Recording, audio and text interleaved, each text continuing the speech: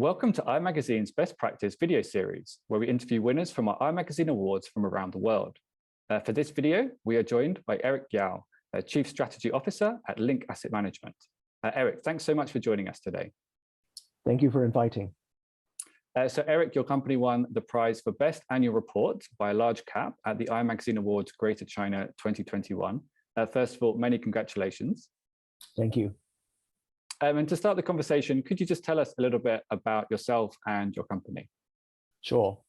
I'm from Link. It is the largest real estate investment trust in Asia by market cap. We have been listed in Hong Kong since 2005. We were actually born out of a privatization by the government of its public housing estate, shopping centers, and car parks.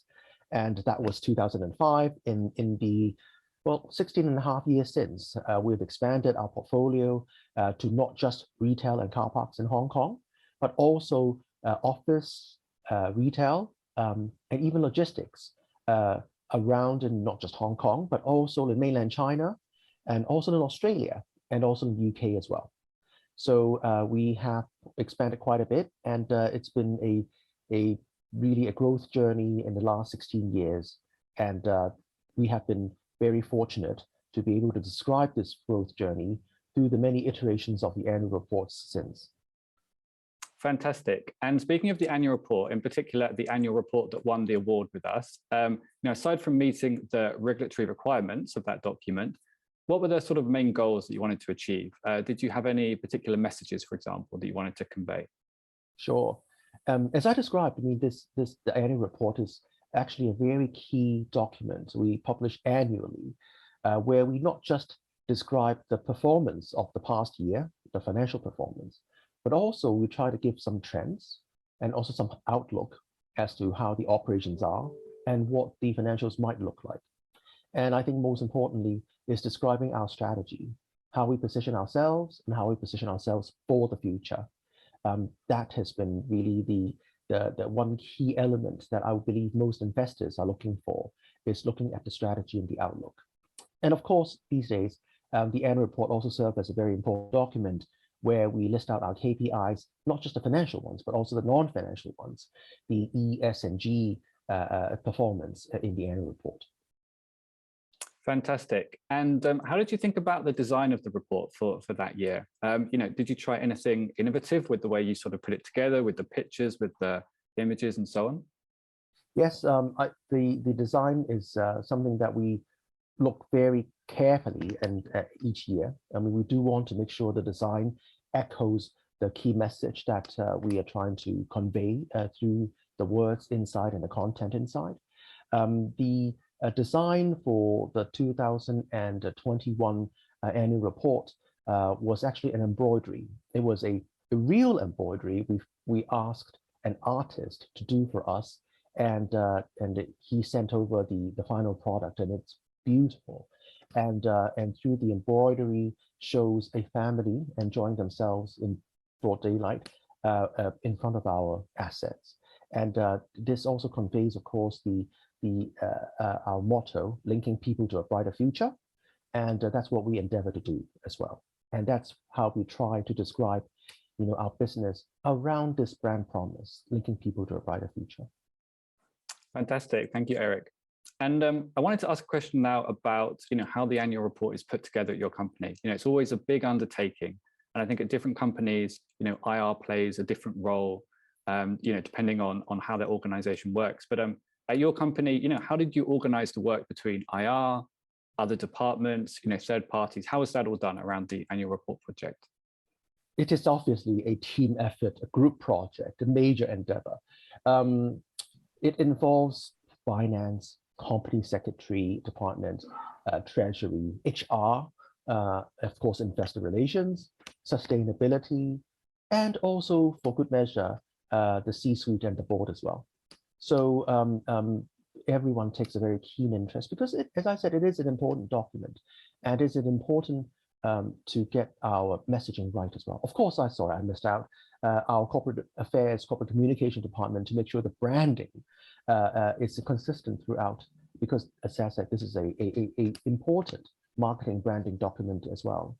So the preparation for the annual report, I must say, begins right after we publish the annual report, and we already start thinking about next year's.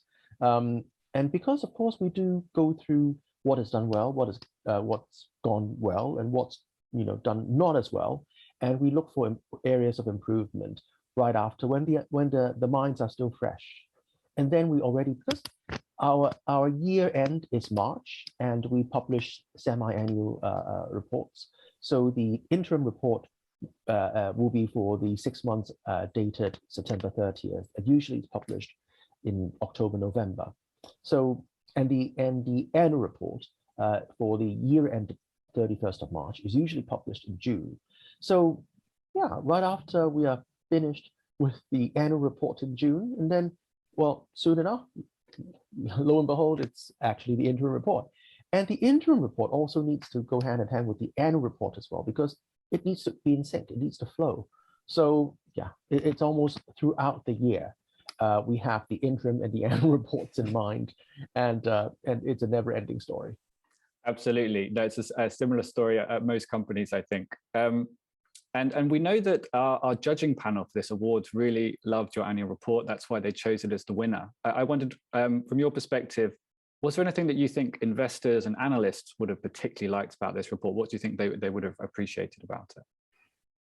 I mean, I think the feedback we have got from the market, whether it's the buy side, sell side, just generally, and of course there are many other organizations who are out there to assess us as well, and we're really grateful and appreciate our magazine for the award this year. But also we've had other people have commented on the award and on the annual report. I think it's easy to read. It's relatively concise. We do put our thoughts, a lot of thoughts to it, and our heart and mind and soul to it. What we try to do is to not just throw everything in. I think an easy way out is to, okay, we need all that for regulatory reasons, stuff it in. We need all that for disclosure reasons, stuff it in. And we need all that because other people want it in, and then stuff it in. And it becomes a monstrous document in size and dense for reading as well. I think the one thing that we always bear in mind is that it has to be an accessible document. It has to be legible. Legible, not, of course, anyone can print legibly, but legible in the sense that it has to flow, it has to read well, and it has to be to the point. And for years, we have tried very hard not to be repetitive. It's actually quite easy to fall into the trap and oh, you sort of mentioned about this here and sort of mentioned about that there, and then we try to be very concise. And I think it is recognized and appreciated by the various stakeholders, and it is important. I don't think overloading one with information is the right solution. It is providing the right information in the right format, and we do use a lot of infographics, a lot of tables and graphs, because it does help to tell the story. Thank you, Eric. Yes, I think those are great principles to think about when putting together, an annual report. For example, despite all the information that's going into it, making sure it's still sort of readable, digestible, and also just not doing the same thing each year, but really thinking about how you can change it and keep it innovative and interesting year on year.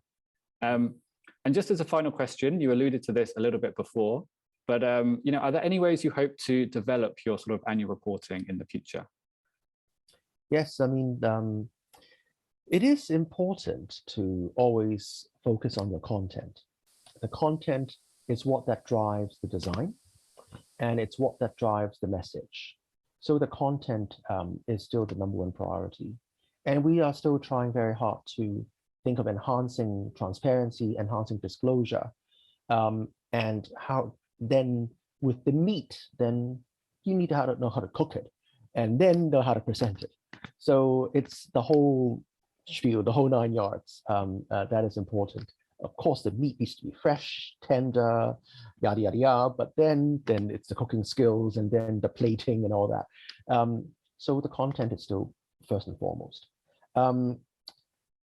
Format-wise, I think given how people expect of accessing documents online and making it interactive, that's going to be important.